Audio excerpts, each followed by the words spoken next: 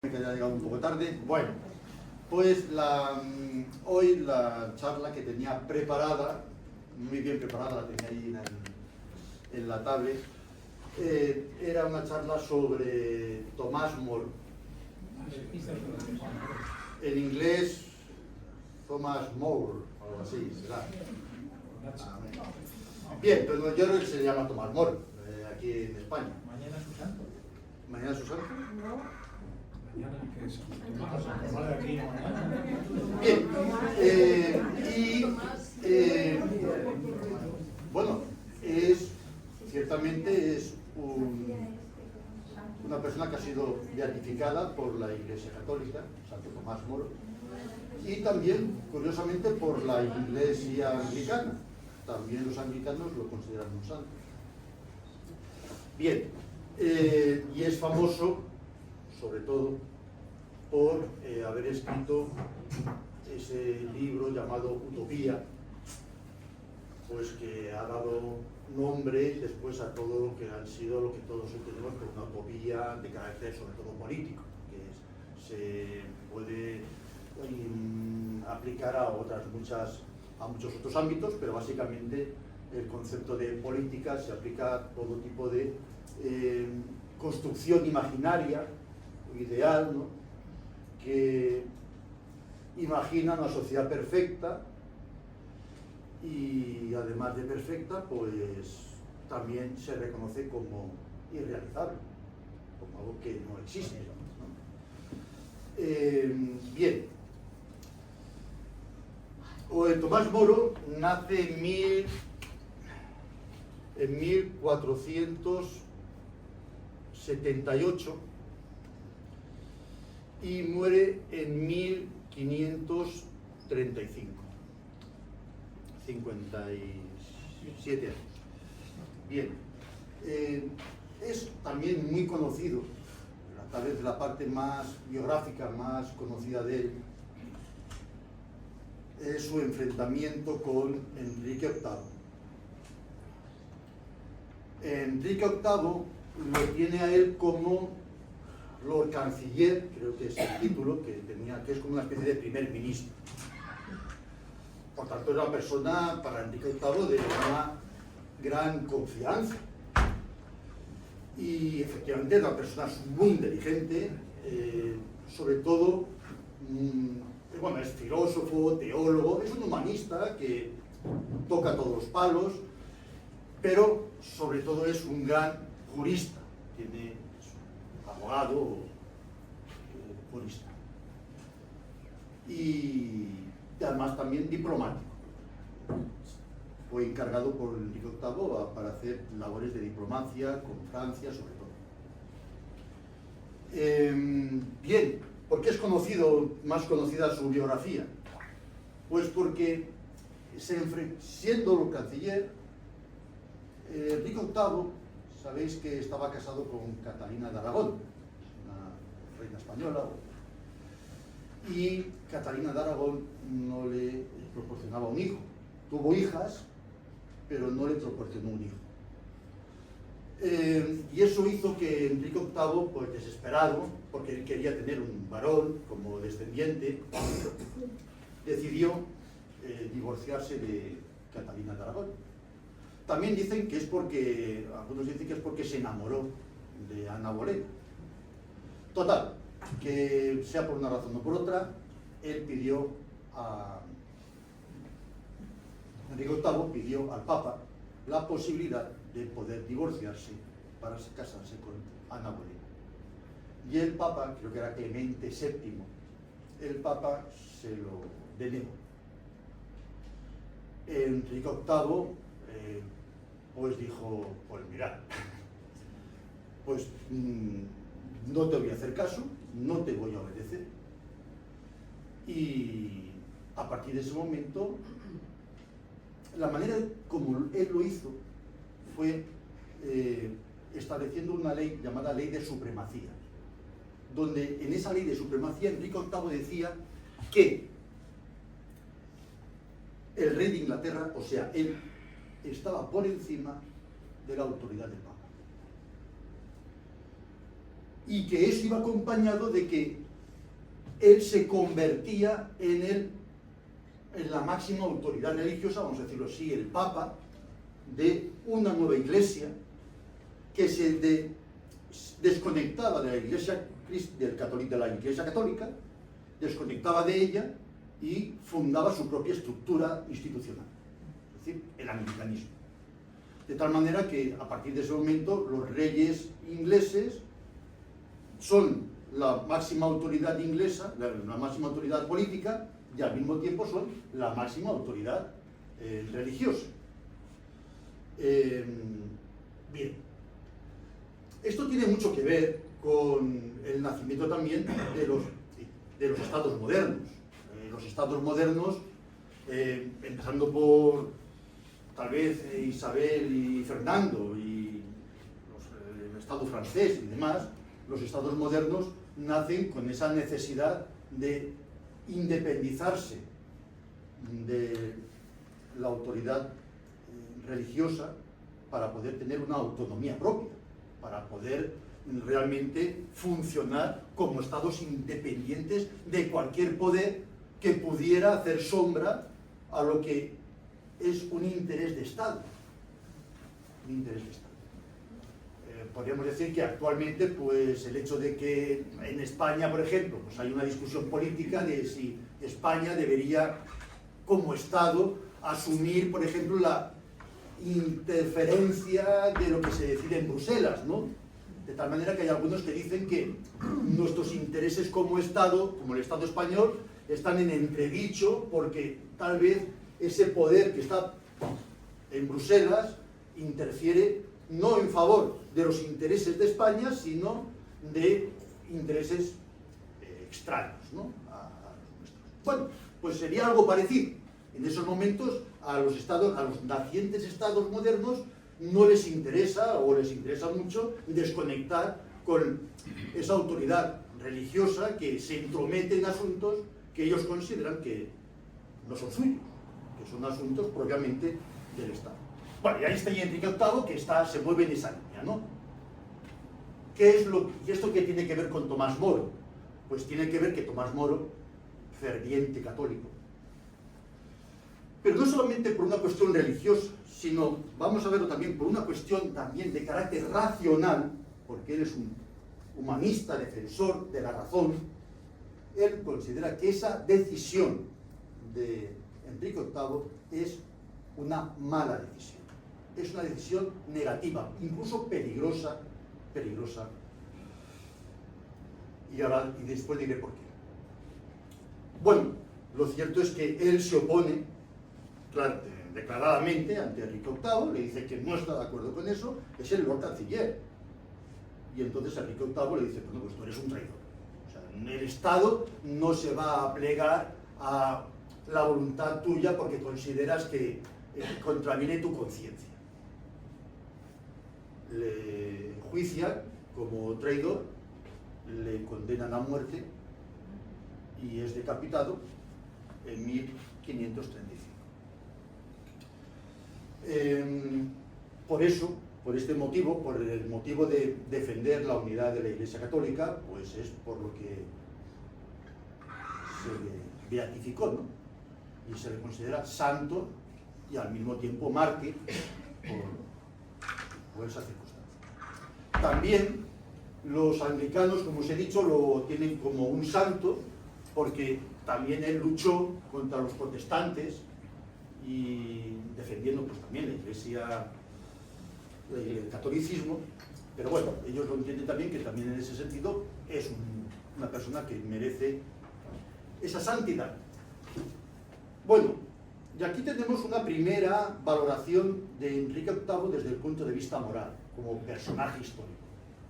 Él representa esa persona con principios, que no se doblega ante ninguna autoridad que pueda atentar esos principios, esa conciencia personal, y que incluso es capaz de dar su vida, porque él podría perfectamente y es más, se le ofrecen la posibilidad de matar a los cancilleres es muy fuerte, ¿no? Le da la posibilidad de poder retractarse. Y él, incluso Enrique VIII, que era amigo suyo. Hay una película que se llama Un hombre para la eternidad, que le dieron varios Oscars, que creo que el protagonista es Carlton Heston, no sé qué es. Bien. Richard Burton, donde efectivamente pues, se narra justamente ese momento de su vida, donde él tiene pues, justamente esa discusión dramática con Enrique VIII, porque de ser amigo, pues acaba él ofreciendo su vida, porque no va a traicionar en modo alguno su propia conciencia. Bien, esta es la cuestión. Por eso, sobre todo, es famoso también por una persona íntegra que tal vez sea el primer mártir de lo que podríamos llamar la defensa del individuo frente a esos estados absolutistas que, por encima del interés del Estado, son capaces de aplastar cualquier disidencia, de perseguir cualquier desviación que pueda poner en peligro los intereses del Estado, entendiendo por Estado los intereses de las monarquías absolutas, porque es el nacimiento de ese poder de reyes absolutos que se da a la par que el nacimiento de los estados modernos. Luego podríamos decir que es el primer mártir de la modernidad, así como Sócrates se puede decir que es el primer mártir, dijéramos, de la antigüedad, ¿no?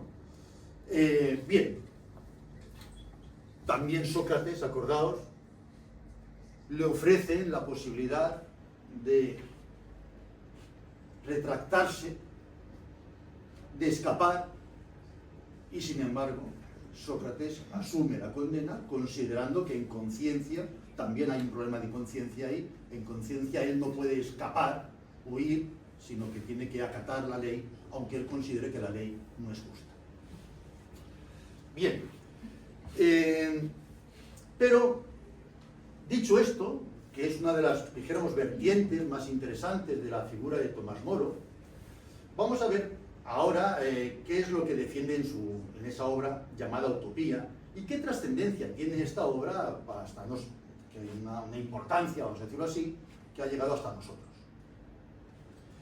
Me gustaría, en principio, hablar de qué es lo que defiende en la obra Utopía, cómo surge esta obra, a saber más o menos ahí qué es lo que dice, ¿no? Y después ya hablamos en qué se fundamenta para decir eso desde el punto de vista político, desde el punto de vista también social y desde el punto de vista filosófico. ¿Qué es lo que él dice en la obra Utopía? Bueno, el origen de la obra, bueno, esto es interesante, tiene mucho que ver con Montaigne, aquel filósofo que vimos el día anterior, más o menos desde la misma época. Montaigne es un poquito posterior, para unos años. Tiene mucha importancia el descubrimiento de América. Vienen noticias de América, pues diciendo que han encontrado sociedades que están organizadas políticamente de una manera muy distinta a las que hay en Europa. Y eso les sorprende muchísimo, porque ellos consideraban que la sociedad europea no era una construcción humana, sino que la sociedad europea, la forma como estaban organizadas las sociedades europeas, con su monarca, su nobleza, su clero, los vasallos y tal, ¿no? De esa forma feudal de organización, era una manifestación de un orden divino. E incluso si era de un orden divino, también de un orden natural, porque Dios crea la naturaleza, pero la naturaleza es como Dios ha querido que sea. Y la sociedad, la organización social, feudal, pues es una organización que refleja esa voluntad divina. No era una construcción humana. Eso es lo que a ellos les sorprende porque dicen, hemos visto en América que hay otros tipos de sociedad organizadas de forma distinta. Entonces te dices, pero bueno, ¿cómo es posible que aquí sean de una manera y allí sean de otra? Eso quiere decir que la sociedad no es una construcción divina, no está inspirada en una, vamos a decirlo así, organización basada en las normas de Dios, sino que es algo hecho por los seres humanos. Es algo arbitrario, que podía ser así, como podía ser de otra manera. Ahí tenemos una de las, en fin, una de las características del Renacimiento, ese antropocentrismo donde el ser humano empieza a darse cuenta de que hay cosas que no están hechas por Dios, que están hechas por los hombres, y que por lo tanto los hombres en algunas cosas tienen una cierta, vamos a decir, una cierta libertad para poder intervenir y hacer la realidad de una manera u otra, que no todo viene dado, que tenemos un margen para poder construir las cosas según nuestro propio criterio, y entre otras cosas, la propia sociedad, la organización social, porque los americanos la tienen distinta a lo como la tenemos, a como la teníamos nosotros.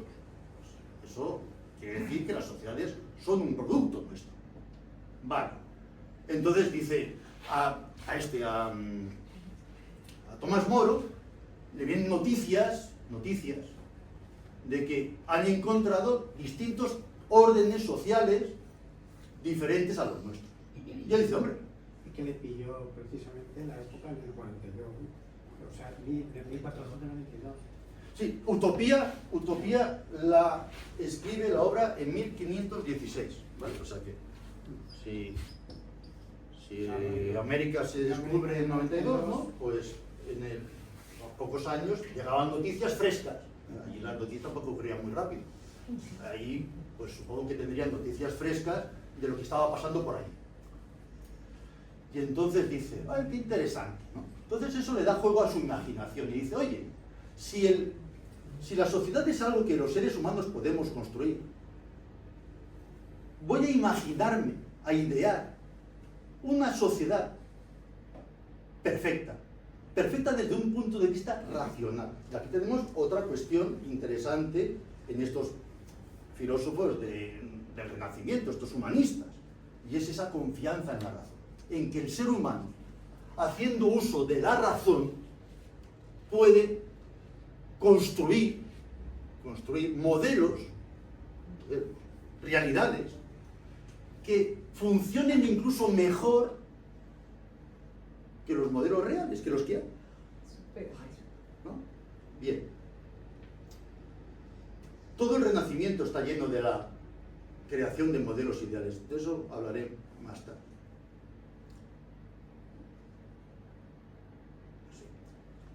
Sí. Y dice, bueno, pues voy a... como un juego. Este hombre, Tomás Moro, dice en todo el mundo que era una persona que era muy socarrona. Tenía mucha gracia, tenía un gran sentido del humor.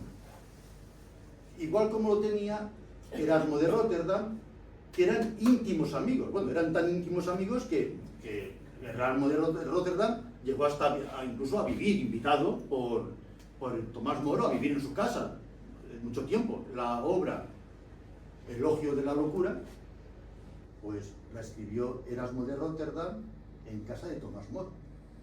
Y también es una obra así, lúdica, divertida, un poco, con mucho sentido del humor, ¿no? Bien, pues parece ser que los dos tenían ahí una especie, digamos, de compadreo, de inspirarse el uno al otro para hacer este tipo de ingeniosidades, vamos a decirlo así. Bueno, y él dice, pues voy a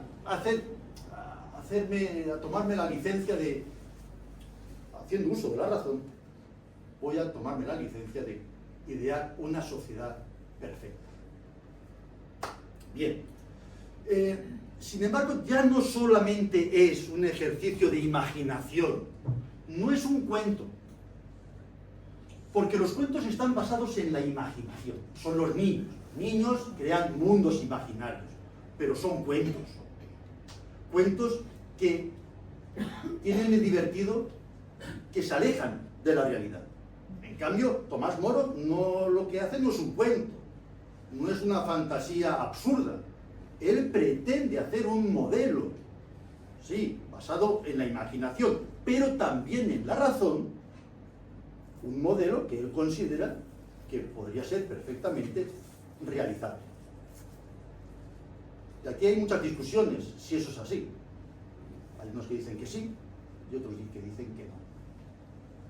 Para algunos construye una utopía, para otros construye una distopía. Pero no es lo normal la construcción de distopías, porque eso es más propio de nuestra época. En aquella época sí que hubo varios que crearon utopías. Campanella, Bacon,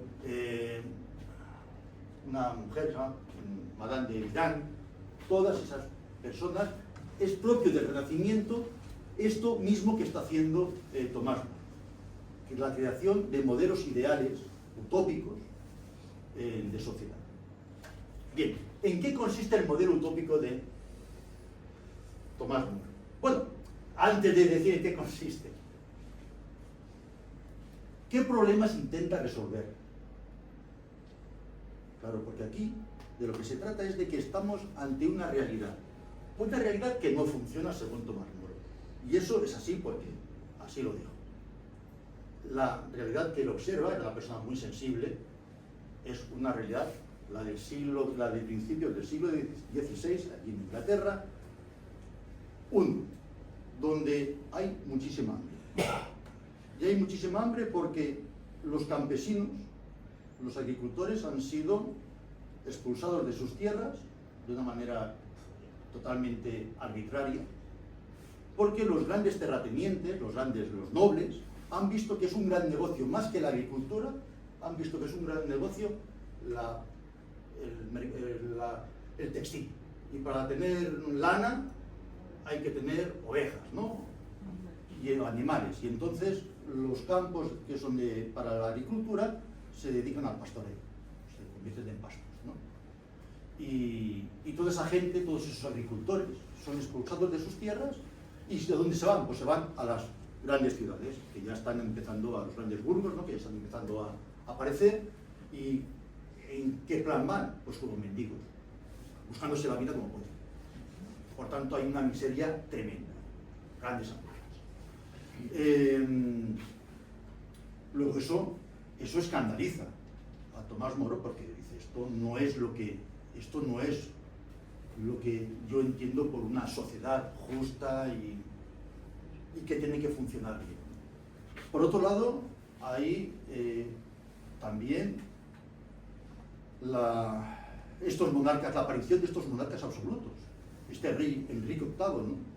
Que utiliza su poder de una manera completamente autoritaria, arbitraria, anteponiendo sus intereses por encima de los intereses del pueblo, ¿no?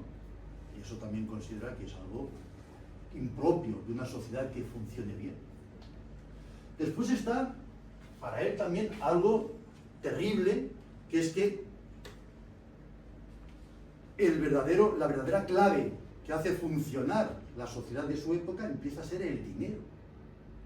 Tanto tienes, tanto ganas. El dinero transforma, altera todo lo que era el orden feudal, el orden de siglos que se había constituido y había permanecido durante mucho tiempo. El dinero todo lo desbarajusta, ¿no? El que es noble y pobre pues es un desgraciado, el que es un bruto pero tiene dinero es una persona que se la encumbra, ¿no? Bueno, pues un poco como hoy en la actualidad. Son esos inicios del capitalismo donde no hay reglas, donde no hay normas, donde el dinero pues campa a sus anchas, acabando con los viejos valores y sin introducir ningún valor nuevo. Eso sería más o menos lo que Tomás Moro ve como males de su sociedad, de sus tiempos, y dice, bueno, pues ¿qué modelo de sociedad basado en la razón podemos imaginar. Bien, no lo voy a decir con extensión, pero en fin. Pero, sí, Bruno Martín escrito aquí en este papel, algunas cosas. Y lo primero que dice es que en su modelo, bueno, utopía. La palabra utopía es una palabra que se inventa él. Y se inventa él porque se lo propone, porque al principio la quería llamar de otra manera. Pero le dice Erasmo, le dice, oye, ¿por qué no te inventas una palabra para tu ciudad? Y dice, venga, voy a ver qué palabra me entresaco. Y se inventa una palabra que es una palabra que, utopía, que viene de aquí hay gente que sabe griego, utopos, o utopos, o no sé si es, no es así, ¿verdad? Que significa no, y topos, lugar. Luego, el no lugar. Es algo, por tanto, que es puramente una construcción ideal, que no está en ninguna parte. Bien. Sin embargo, otros han dicho que él jugó con o y eu, que significa bueno. Luego, jugaba con esa ambivalencia de decir el no lugar y al mismo tiempo a decir el buen lugar. ¿Vale? Él jugaba con jugó en la invención de la palabra con esa ambivalencia. Bien. Claro, esto quiere decir que si lo designó el buen lugar no podía entenderlo como una distopía. Que algunos piensan que sí. Y ya veremos por qué. Él ubica, en su imaginación, aunque no está en ningún lugar, él ubica esta ciudad en una isla de allí de América, ¿no? Bien, así, ahí, bien. Y en principio no es una isla, es un istmo, zona, ¿no?, conectada a la tierra, al continente, por una lengua de tierra, un istmo. Pero el rey que crea Utopía, decide hacer una isla, o sea, coger el istmo y hacer ahí una excavación, ¿no?, y convertirlo en una isla, ¿vale? Se trata de hacer un proyecto ideal, por tanto no puede tener contaminación alguna de nada. Entonces se trata de crear un proyecto único y no contaminado. Vale. Pues, esa isla consta de 54 ciudades. Hay una que es la capital, pero son todas iguales. Y todas tienen que tener el mismo número de habitantes y la misma extensión. Aquí ya vemos algo que a nosotros nos provoca un poco de urticaria, porque claro, el proyecto que tiene Tomás Moro es un proyecto de una uniformidad, una homogeneidad total, donde no haya diferencia alguna, ni entre colectivos, ni entre ciudades, ni entre personas. Él busca, bueno, es una utopía. Bien,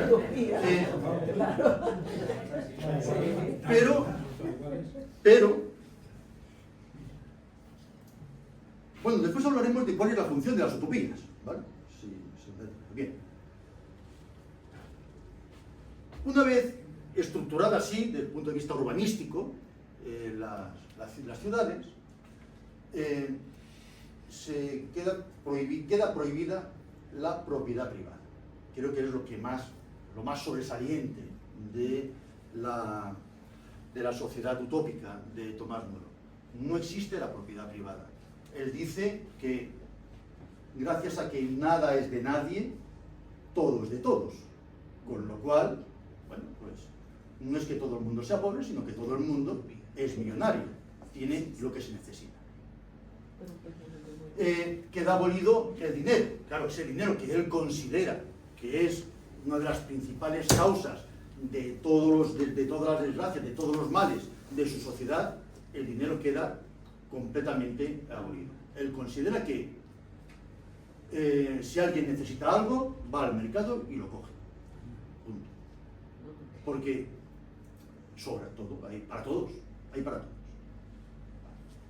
El trabajo. El trabajo, dice él, no se va a trabajar más de 6 horas al día. Hoy estamos, todos nosotros estamos por 8, él dice que no se van a trabajar más de 6 horas al día. Y dice, ¿el qué? Y dice, ¿y por qué dice eso? Dice eso que con 6 horas al día sobra para producir todo lo que se necesita. Siempre y cuando, dice, todo el mundo trabaja. Porque en la sociedad real, dice, el problema es que hay muchísima gente, o mucha gente, que no trabaja. Y los que trabajan, trabajan por ellos y por lo que no hacen los otros. Y de ahí que trabajen tantas horas. Con lo cual, si todo el mundo trabajara, dice él, no haría falta que todo el mundo, que unos cuantos trabajaran tan poco y otros nada. Con 6 horas, dice, sería suficiente. Dormir. Lo tiene también regulado. Hay que dormir 8 horas. Aunque tengas insomnio, Fijaos, pero además lo dice de una manera, lo plantea de una manera que no dice el que quiera, no. Es que es lo que hay que hacer por salud pública, porque la gente tiene que descansar y tiene que estar sana. Y la única forma de que estén sanos es descansando convenientemente. Y menos de 8 horas, con eso no se descansa ni se puede estar, en fin, para otras tareas. Más cosas. ¿A qué se dedica el tiempo? El tiempo que no se trabaja y no se duerme. 10 horas. ¿A qué se dedica? Pues se dedica a actividades que sean a cultivar el espíritu. Él defiende un cierto epicureísmo, a pesar de ser católico. Es más, incluso, él quiso en su momento, pero vio que no era lo suyo, pertenecer a un monasterio, que esa gente vive en una especie, dijéramos, de austeridad radical. Bueno, vio que no era lo suyo y se casó finalmente y tuvo hijas. Pero bueno, él considera que hay que cultivar el espíritu. Y cultivar el espíritu es escribir, dialogar con los amigos, esa vida del jardín propia de los epicúreos, donde pues, ver teatro, asistir a acontecimientos culturales, leer. Dice, esa sería la actividad fundamental. Y dedicarse a la familia, claro. Lo que hoy llamamos la conciliación familiar. Con 6 horas es posible. Si ya trabajas 12, ya es más complicado. Pues eso también, dice él, eso sería para él la sociedad perfecta. Bien, más cosas. Pues el problema de la vivienda, naturalmente resuelto, porque todos se ayudan unos a otros para construir casas, dice él, que no sean especialmente complicadas de construir, que no tengan demasiados adornos, para que sean casas. Es un poco como la Bauhaus, ¿no? Cuando empezó a diseñar casas para los obreros, que fueran casas sencillas de construir y habitables, ¿no? Cómodas. Bueno, pues un poco la Bauhaus anticipada. Con respecto a las casas, resulta que no pueden estar en ellas más de 10 años. Son rotativas, para que nadie acabe teniendo la convicción de estar en algo que es suyo. La casa que tú tienes, en la que tú vives, es de todos. Vives en ella y un día dejarás de vivir en esa casa y te irás a vivir a otra. Es una casa, dice él, con su huerto, etcétera, etcétera. Pero no puedes tú tener esa convicción de que eso es tuyo. Eso es de todos. En este sentido, dicen que Tomás Moro tiene una influencia muy importante, como todos los reformistas, porque él es un reformista también en la Iglesia, como Erasmo de Róterdam.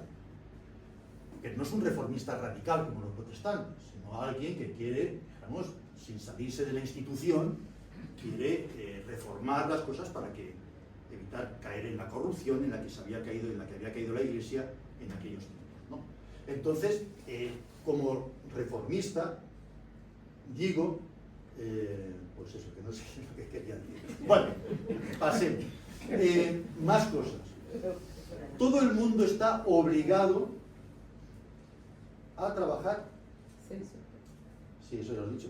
A trabajar 6 horas, pero hay 2 actividades: la agricultura y la artesanía, la que se hace en el campo y la que se hace en la ciudad, en los talleres. Todo el mundo tiene que tener un momento del año, o cada año, uno sí y otro no, tiene que saber de ser agricultor. Uno no se puede especializar en algo en concreto. Sobre todo el mundo tiene que trabajar en algún momento en el campo, para que sepa realmente que eso es para él lo fundamental. Van turnándose en esas labores agrícolas, entre campo, en donde sí son especialistas es en la artesanía. Ahí sí que cada cual tiene un taller en el que se especializa, pues unos curtidores, los otros serán joyeros, lo que sea, ¿no? Bien. En cuanto a la política, bueno, él dice que todo el mundo tiene derecho a participar en política. Fijaos, todo lo contrario de lo que se está en ese momento imponiendo en Europa, que son las monarquías absolutas. Pues él defiende la democracia, donde todos los individuos tienen derecho a votar. Curioso, también las mujeres. En Tomás Moro no existe diferencia alguna en cuanto a derechos entre hombres y mujeres, ni en política ni en educación. En educación también las mujeres reciben exactamente la misma educación que los hombres y están obligadas a las mismas tareas agrícolas, artesanales, que los hombres. Él no distingue ahí en ningún tipo de diferencia en cuanto a género. Decía que en cuanto a la política se organizan en asambleas, donde se deciden las cosas que tienen que ver con la gestión de los asuntos colectivos, ¿no?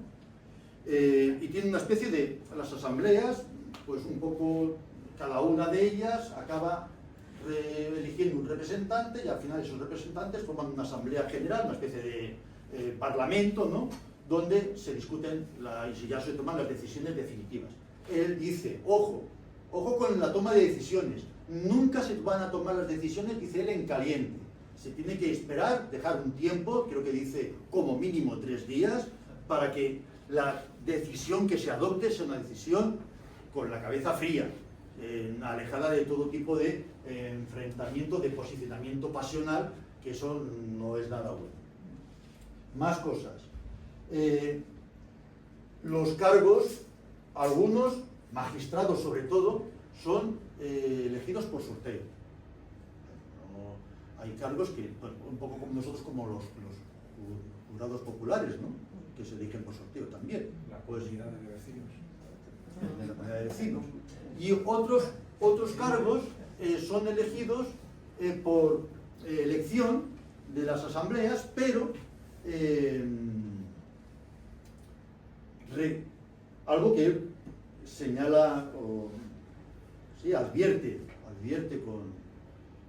dándole importancia, el cargo no adquiere ningún privilegio, especialmente ningún privilegio pecuniario, sino que ya se le dice que no puede tener más dinero que no hay dinero en aquella época, más propiedades o más que recibir más de lo que recibe cualquier otro, ¿vale?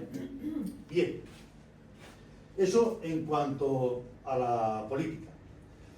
En cuanto a los enfermos, tema tremendo también en esa época, porque los enfermos no son atendidos, ¿no?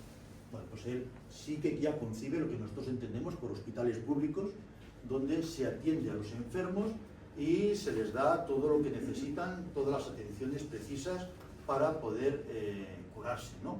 Pero si todos trabajaban en el campo, trabajaban en hacer muebles, en hacer cosas de esas, donde estaban los médicos. Servicios. Eran artesanos. Artesanos, ¿no? Es que comienza Claro. a atender. Pues también, igual que había gente que era joyera, había gente que sería médico. Eso tampoco es tan difícil de apañar, ¿no? Bien. Más cosas.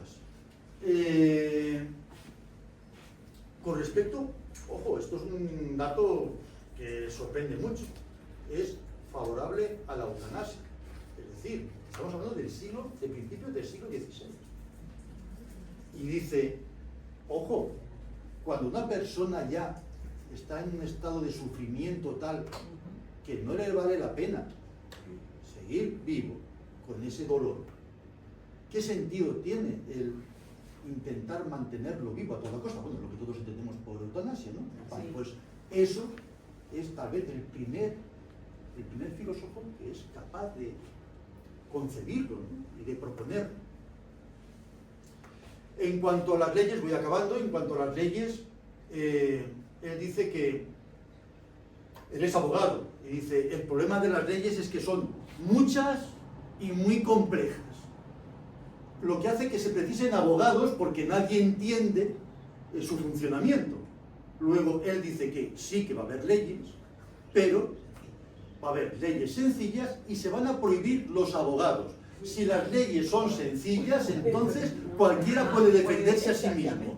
No es preciso tener una persona que represente tus intereses, puesto que tú eres perfectamente capaz, con unas leyes simples, de poderlo hacer.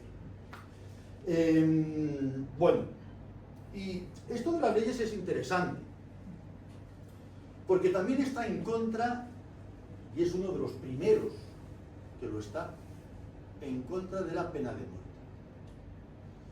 ¿Y por qué está en contra de la pena de muerte? ¿Cuál es su argumento? Tiene un texto muy interesante. Dice, hay gente que ya desde la educación que recibe, mejor dicho, desde la mala educación que recibe, ya prácticamente está condenado cuando es mayor a acabar en el patíbulo.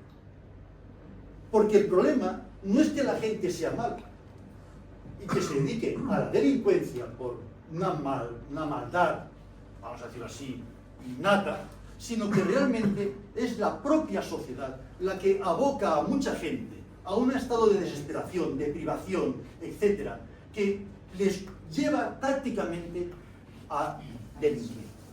Y que son precisamente a los más desgraciados a los que la pena de muerte es a los que se la aplica. Y cuando hablamos de gente ya de otras esferas más altas, a esos nunca les viene un castigo tan penoso. Con lo cual, él dice que no, que la pena de muerte no es algo que debería ser abolido. Y una cosa que es interesante, que distingue la utopía de Tomás Moro de otras utopías de la época, es que Tomás Moro habla de personas reales, es decir, habla de gente que puede ser mala, habla de gente que tiene deseos y intereses particulares, no habla de seres angélicos, no dice, es que la sociedad funcionaría muy bien si consiguiéramos que todas las personas fueran buenísimas. No, él habla de gente, él en todo momento tiene en mente personas reales, como nosotros, pero que ubicadas en un tipo de organización social distinto al nuestro, actúan, funcionan mejor de lo que funcionamos en una sociedad donde vivimos con privaciones, donde prima el egoísmo, prima la codicia, se premia incluso ese tipo de actitudes. Pues bueno, él lo que considera es que, siendo las personas las mismas que somos, con todos nuestros defectos y todas nuestras virtudes, en un tipo de sociedad gestionada y administrada y organizada de modo distinto, de un mejor modo, esas personas actuarían de un modo distinto. Por eso, la cuestión de la utopía no es tan fantasía como otras que sí que se construyen por esa época. Bien, pues esta es la sociedad que él describe. Algunos lo llaman, o han llamado a este libro, incluso a Tomás Moro, el primer socialista de la historia.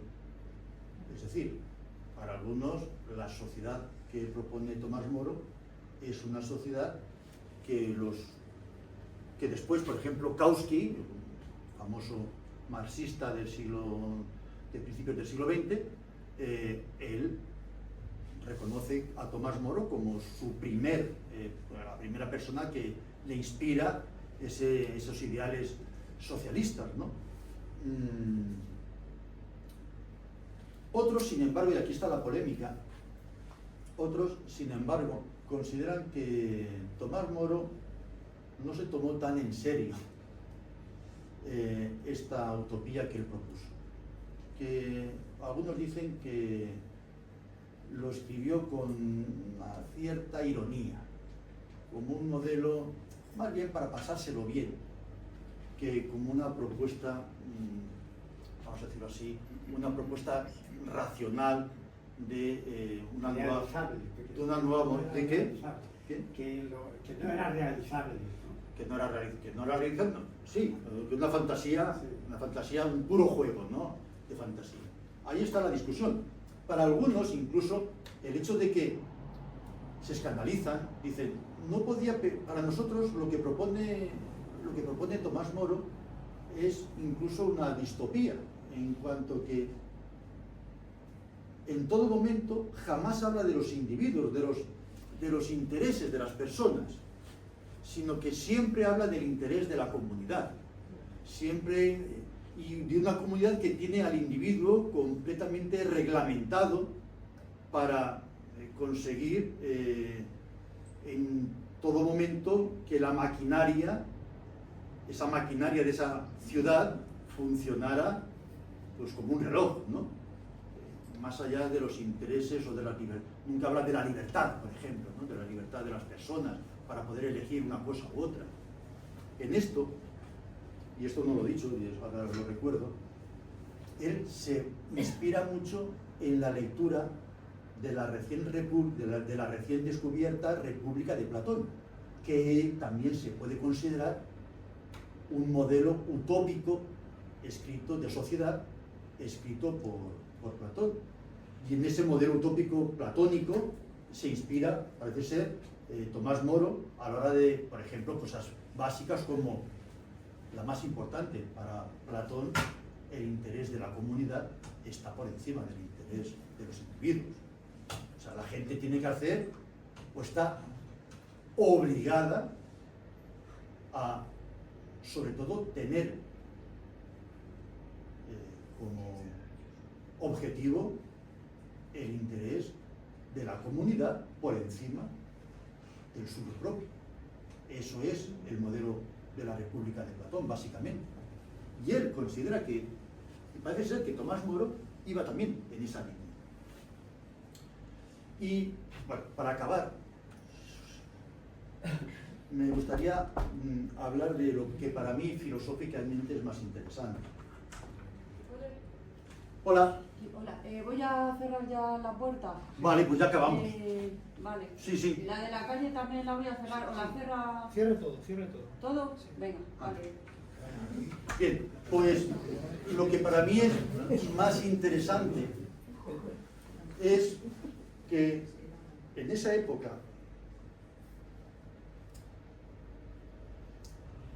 lo digo para entender en qué consiste la utopía de Tomás Moro. La utopía de Tomás Moro es un modelo ideal. Me voy a apoyar en esto que veo. Yo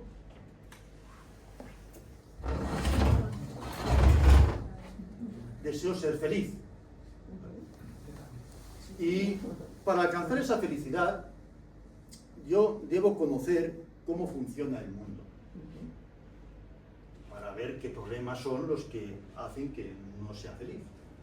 O, dicho de otra manera, ¿qué es lo que en el mundo no funciona bien? Como hizo Tomás More. No funciona bien, pues la pobreza, el hambre, las injusticias, etc. Vale. Una vez que yo conozco esto, claro, en filosofía, conocer no es lo mismo que pensar. Yo, a partir de lo que conozco, el filósofo o cualquier persona, el científico, lo que hace es pensar un modelo ideal alternativo, donde esto que funciona mal aquí, aquí funciona bien. Es el modelo hipotético deductivo del que hablaba Popper, por ejemplo. Es decir, tenemos la capacidad de poder, todos, de poder pensar modelos alternativos ideales que después nos van a ayudar. Aquí funciona bien, aquí funciona mal. Bien, este modelo ideal me va a permitir a mí poder intervenir en el mundo real para intentar aproximarlo lo más posible para que este modelo que funciona mal funcione más o menos, que funcione mejor a partir del modelo ideal que yo he construido mentalmente. Es decir, todos hacemos lo siguiente: el ser humano tiene esa capacidad, la capacidad de pensar, de pensar mundos posibles, que no sabemos si son realizables o no, pero pensar mundos posibles, y cuanto más racionales son, más posibles parecen ser. Porque lo que es lógico, lo que es racional, es difícil pensar que no se pueda realizar. A lo mejor no totalmente, pero sí algo. Si es racional, si es lógico, en algo se va a poder realizar. Vale. Yo tengo un problema y, por ejemplo, intento meter una llave y no me abre. Yo no me empiezo a pelear con la puerta. Me separo y digo, vamos a ver, ¿qué es lo que puede estar pasando? Creo un modelo ideal y digo, a ver si no es la llave de esa puerta. En el modelo ideal digo, vale, voy a pensar cómo puedo resolver el problema. Bueno, en el modelo ideal sé que tengo dos llaves, la del bolsillo derecho y la del bolsillo izquierdo. Digo, y pienso, será la del bolsillo izquierdo. Ojo. Y entonces voy a la realidad y abre. Ah, bien. Luego, antes de actuar, pienso. Planifico, preveo. Y a partir de lo que yo he previsto, en un modelo donde las cosas funcionan bien, entonces intento aplicar ese modelo ideal a el problema que tengo en el mundo real. Y entonces, ahí es más fácil que el problema se resuelva que si me peleo con la realidad directamente. Esa capacidad que tiene el ser humano, que es la filosofía misma, el hecho de ser filósofos todos, de enfrentarnos a la resolución de problemas, apartándonos de la realidad un poco, planteándonos un modelo mejor del que tenemos, para ver si lo podemos aplicar en él. Eso es la invención, sobre todo, que se da a cabo en la filosofía moderna. Fijaos, Copérnico, ¿qué es lo que hizo? Filósofo moderno, bueno, científico moderno, renacentista. ¿Qué es lo que hizo? Él vio que si en la realidad, porque él creía que lo real era que la Tierra estaba en el centro. Poniendo a la Tierra en el centro, no había forma de hacer cálculos. O los cálculos eran muy difíciles. Para calcular el movimiento de las estrellas, eso era complicadísimo. Se crea un modelo ideal y dice, oye, ¿y si pongo el Sol en el centro? Y resulta que poniendo el Sol en el centro, los cálculos se hacen sencillísimos. No se tiene la seguridad de que realmente Copérnico estuviera seguro de que el Sol realmente estaba en el centro. Pero él creó el modelo ideal. Puso al Sol en el centro y la cosa funcionaba a las mil maravillas. Y a partir de ese momento, todos los cálculos que se hacían en astronomía resultaban súper sencillos. Tomás Moro hace algo parecido. Él crea un modelo ideal. Dice, las cosas no funcionan bien. Se retira de la realidad. Piensa un modelo donde las cosas funcionan bien. Y después se trata de ver si ese modelo ideal funciona o no funciona. Y esa es la manera como realmente... El modelo antiguo estaba equivocado, no era la Tierra. Y este no está equivocado. Y este no está equivocado. No, porque el centro estaba Se trata... Bueno, claro. Eso no se puede cambiar, esto sí. Pero... ¿cómo adivinaron que estaba equivocado? Porque uno se hizo un modelo ideal y vio que funcionaba mejor que el que se suponía que era el real. Si alguien nos inventa ese modelo ideal, todavía estaríamos pensando que es la Tierra la que está en el centro. Fue gracias a que alguien ideó un modelo ideal y vio que funcionaba mejor que el que suponía que era el real. Y a partir de ahí empezaron a sospechar de que, bueno, aquí pasa algo. El modelo ideal funciona mejor que el real. A ver si va a ser el real el que esté equivocado. Claro. Pero se tiene que idear ese modelo. Si no, no se hubiera descubierto. En política... Se tuvo que descubrir. En ¿no? política... Se tuvo que descubrir. No. Porque no estaba descubierto. No. Él se imaginó, inventó un modelo ideal. No lo descubrió. Él dijo, voy a ver de qué manera puedo disponer el sistema solar para que los cálculos sean más sencillos. Puso al Sol en el centro, en su imaginación, y la cosa funcionaba a la misma vez. Es el método hipotético deductivo propio de la ciencia moderna. Luego, esto es algo que también Moro lo hizo, pero no en términos de la astronomía, lo intentó hacer en la política. Estaremos de acuerdo o no con su modelo, eso ya, ahí ya podemos discutir mucho, ¿no? Pero para algunos, para los socialistas, por ejemplo, el modelo permitía intervenir en el mundo real y hacer que ese mundo real fuera más justo, más equitativo, más igualitario. Eso ya está, ya digo que estaremos con él de acuerdo o no, pero ese es un poco la dinámica. Yo primero me creo el modelo que funciona bien e intento aplicarlo a la realidad. Si funciona, funciona, y si no, pues lo busco. Es muy grande la obra. Necesitamos Es muy más grande. Ética, la utopía. No, eso nada. Totalmente de pie. Bueno, chicos, pues muchas gracias. Que hasta aquí.